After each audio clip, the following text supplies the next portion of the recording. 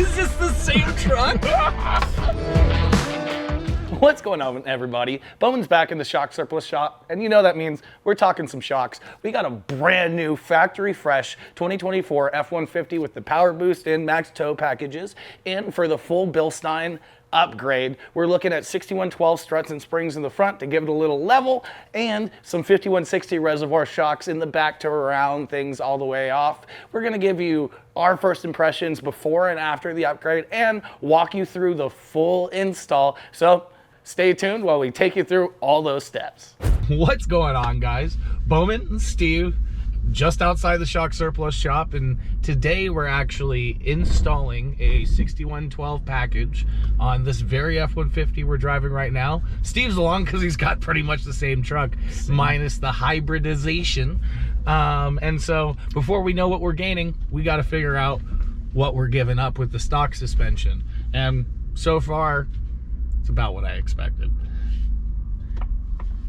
Yeah, I actually got to drive this truck actually a little bit ago myself, and so this is a 24 F150. I have a 23, same truck. They both have the max tow package on them, so one's a power boost, one's an eco boost, so almost exact same trucks. They're going to be a little bit different in the height on the front because of the extra weight, but I actually found that mine with the EcoBoost, it's a little stiffer in the rear actually, and I think that's because of that extra weight. Yeah, I would think so too. These trucks are what, like 300 pounds heavier? Yeah, that's with about the what we figured. Yeah, yeah, a little bit different tow capacities, but they're pretty close. But yeah, and so we're just doing our regular test loop right behind the office right now, hitting the normal bumps, taking some turns. We have our regular driveway entrance here, just to feel, and yeah, the front floaty. The front's underdamped, yeah, for sure.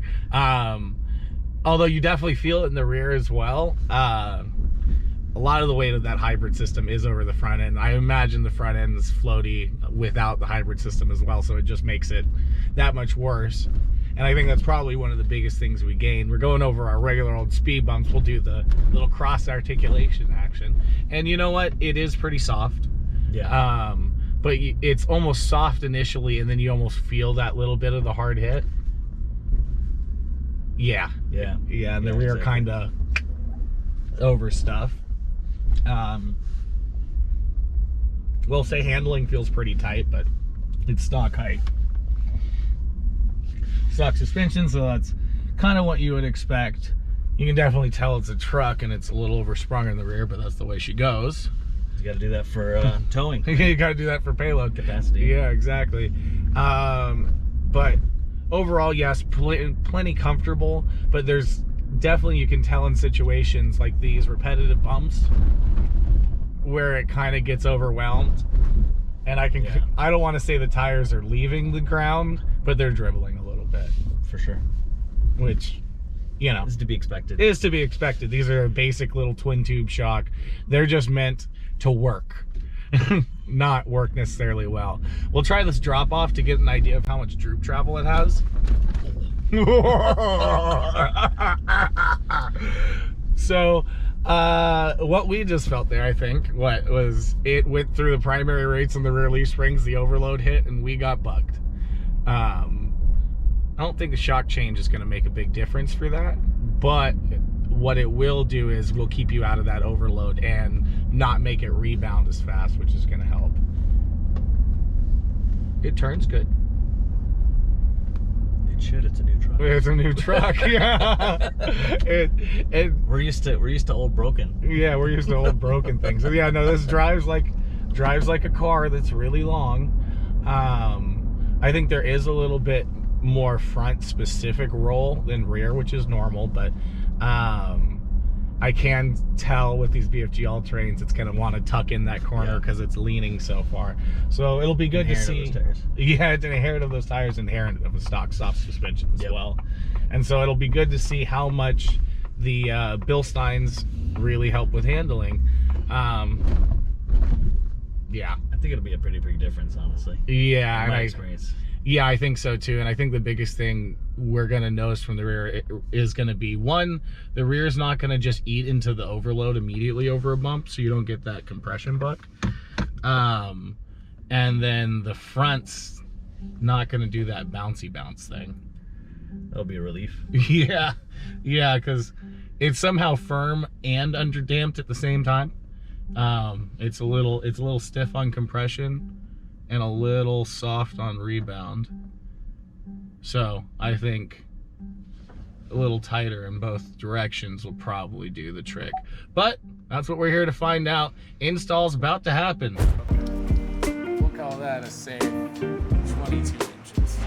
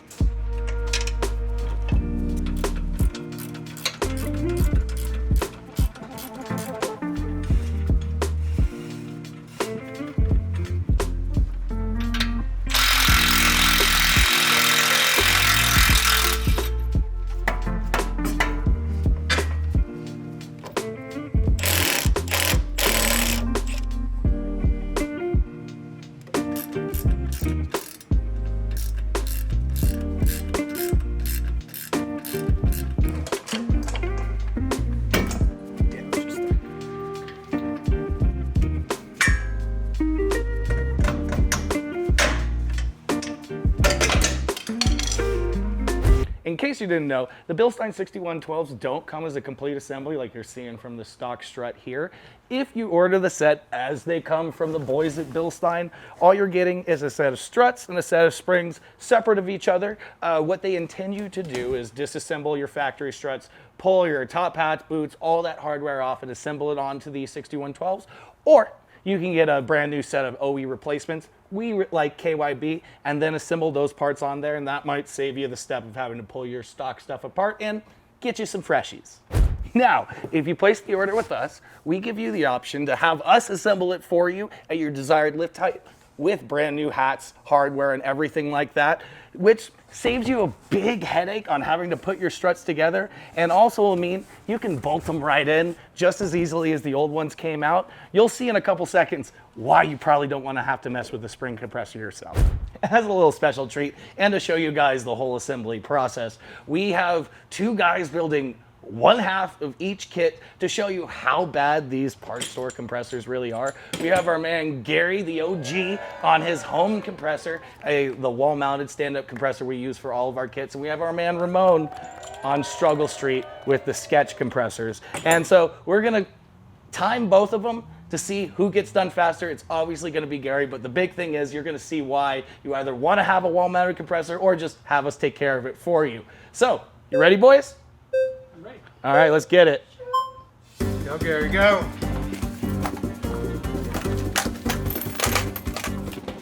This is like the Super Bowl for my man Gary right now. And so you guys know, we're going all the way up to the top setting. This is a power boost model. That top setting on these F150s is gonna give right at 2 inches or about 1.9 inches of lift. If you had a Coyote or EcoBoost truck without all that hybrid action, you're looking at more like 2.5 inches. But basically, we're working on leveling the truck right now.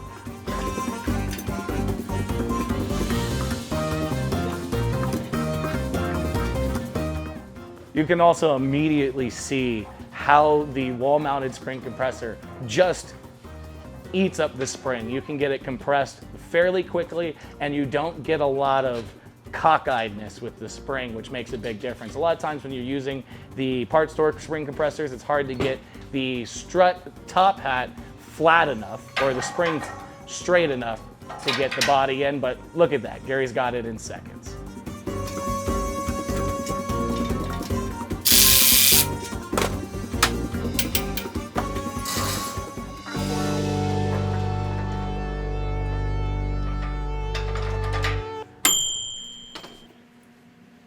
Can't beat that. All All right, ready? Go.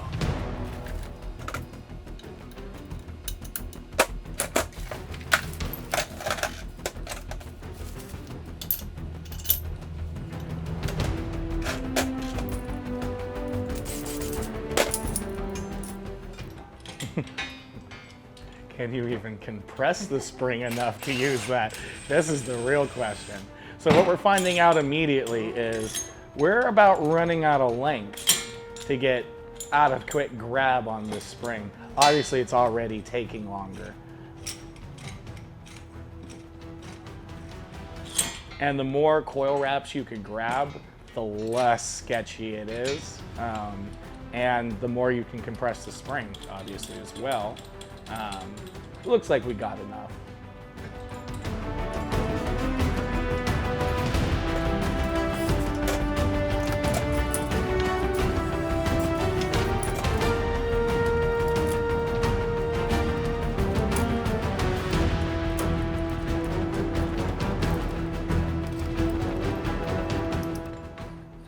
All right, so we're already well past the time on the stand-up spring compressor, Old Faithful.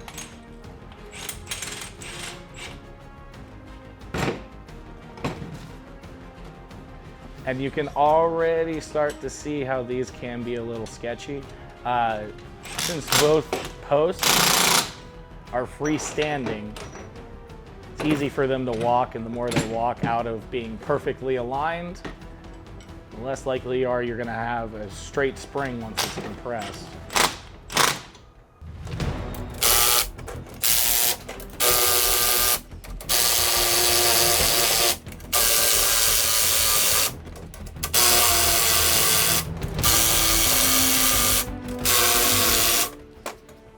So those simple two posts have to absorb all the force of how much you've compressed that spring, which is an obscene amount of force. Right now, we're basically looking at a hand grenade on the table. So hopefully we don't die. Thanks for being a good sport, Ramon. But he was able to get it compressed enough. But as you can see, even the old Milwaukee hitter was having a little bit, was struggling a little bit. Still not enough. So we need to go further. Oh.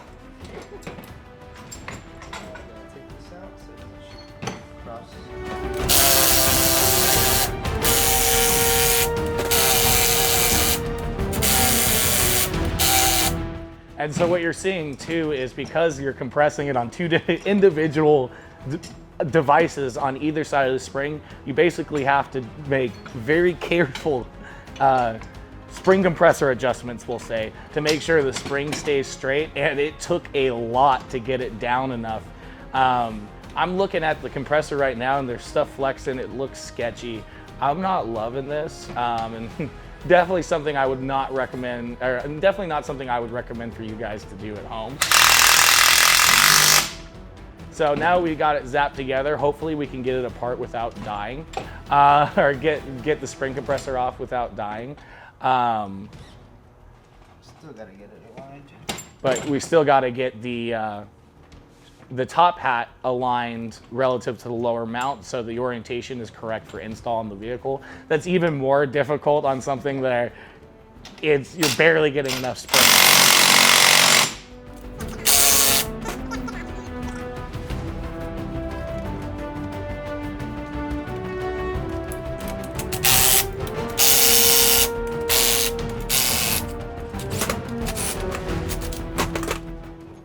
All right, we're wrapping it up.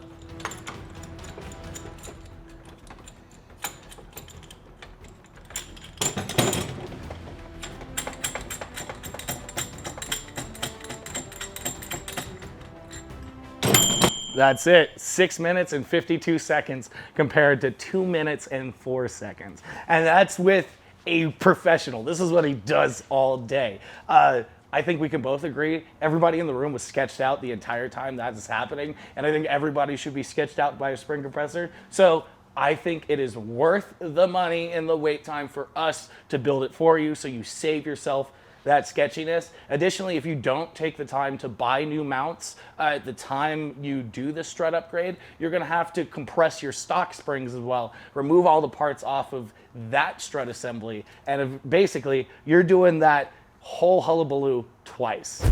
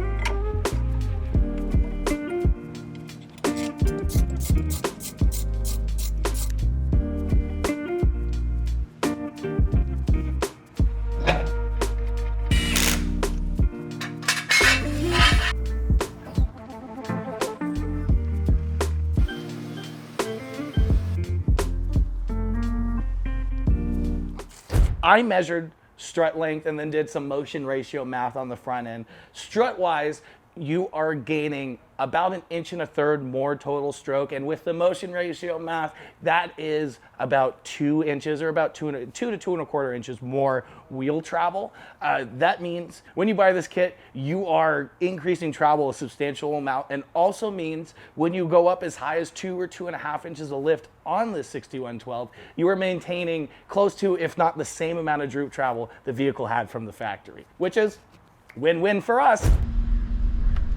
Oh. It feels like a truck now. It does feel like a truck. All right, guys. So you're catching us in the middle of our first test ride, literally fresh off the lift, with the 6112s and 5160s in the back. And what you just heard Steve say is, it finally feels like a truck. It feels like a truck. Oh, yeah. That's what I want. Yeah. The first thing I noticed is the front doesn't take a second bounce. No. And the rear doesn't feel like it's engaging the overload and punching me in the kidneys. Yeah. So a little background is, and you saw this previously, what we noticed immediately was you would go over a bump and the rear would compress enough to where the secondary or overload springs were hitting, and it would make the rear pogo stick off the ground, and it would just punch you in the ribs. Yeah. So that's a lot better. Immediately, handling is like a car. I mean, I said that before, but it's like a good car. It's like a BMW. Yeah.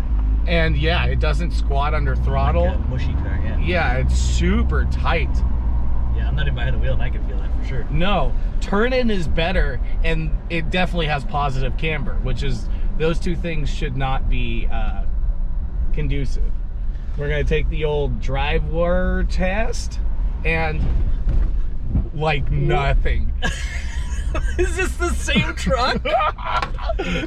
We still get excited, but that is good, and we can do over the multiple speed bumps, the cross articulation, where we have one extra bump on one side. This is night and day. Oh yeah, it's like night nothing. and day. Oh, and so usually a digressive damper like these Bilsteins is going to be a little harsher over smaller bumps, but I don't feel the road surface at all. No, and part of that is we have you're not on a 20-inch wheel on this truck, so but still, it's I'm actually pleasantly surprised. Yeah, no, and if you were worried, the first thing I can say immediately after 38 seconds of driving, if you were worried about the Bilsteins being too firm, No. don't. Don't, at least on this application. No. The 6112s and 5160s, just smooth. Oh no, this is butter. This is I've got 4600s on a smaller little SUV, and I've got 5100s on a motorhome, and this is not even close to the same ballpark. No, yeah. It's like, oh, and we can just drive over stuff. I'm not gonna slow down for this driveway. We're just gonna, and I'm jealous. yeah. So Steve Super has the same truck minus the hybridization. Yeah. And so I think we might have sold you on the 6112. Yeah, I'm jealous right now. Yeah. Take my money. Yeah. Well, and the crazy thing is, it almost 100% is isolating all these small bumps and cracks, and then not working nearly as hard over the bigger bumps. And so on your washboard roads and stuff like that, normally a digressive shock at reasonable speeds is not what you want, but these, chef's kiss. This is like made Yeah. in heaven together. I mean, just like, it really is. Well, I mean, that's why Ford used them on the Ford Performance kits. They knew what they were doing. Oh yeah, and you can take a bump at turn or at angle and be mint. So jealous. Yeah. Go drive my truck now and you'll be yeah. I don't want to. I'm always surprised that I'm surprised. Yeah. But you see the difference going from stock to this, and it's just such a dramatic difference. and it's a no-brainer, and it's something that's not going to be super maintenance heavy. No. This will last. And as price long. point wise, they're not bad either. No. Well worth the money. Yeah, and they don't come assembled as standard, but we got you covered on that. And you're not getting a 2.6-inch diameter body shock for any less money. I mean, this is 2.0 money. This is the same as a Fox 2.0 or Eibach 2.0. Yeah, and we love both, but I don't know how you could say no to this. No. Well, the boys at Bilstein done did it again. We could not be more stoked with this setup. When the truck was stock, we noticed it was both over-damped on compression, too stiff on compression, and under-damped on rebound. You would hit a bump, and it would gut punch you when the suspension compressed, and then it would bounce out of control afterwards. With the change to the 6112s, if you saw our first impressions, immediately all of that was rectified. Not only was small bump sensitivity better, which is not what we were expecting with a digressive shock, but it was almost more compliant over bigger bumps. It would take the hit, use less travel, rebound less, and just go about its business. Handling was exponentially better. There was almost no body roll, which is saying something on a big old tall truck. And turn-in was even better than stock, even though our alignment's not great right now. So if you've been considering a set of 6112s for your F-150 and you were worried about them being too firm, do not worry about that at all. They're such a big improvement in terms of comfort, and would be even better under a load, and we cannot begin to describe how excited we are to try them off-road. So, if you're as excited about that full ride review as we are, make sure you're subscribed so you catch that next episode of Shock Talk when we rip this thing out in the desert. And in the meantime, you are interested in these 6112s and 5160s or anything else, make sure to hop on shocksurplus.com, leave us a comment, and we'll see you guys out on the trails. It's our same solution as always. Go to the Ford dealership.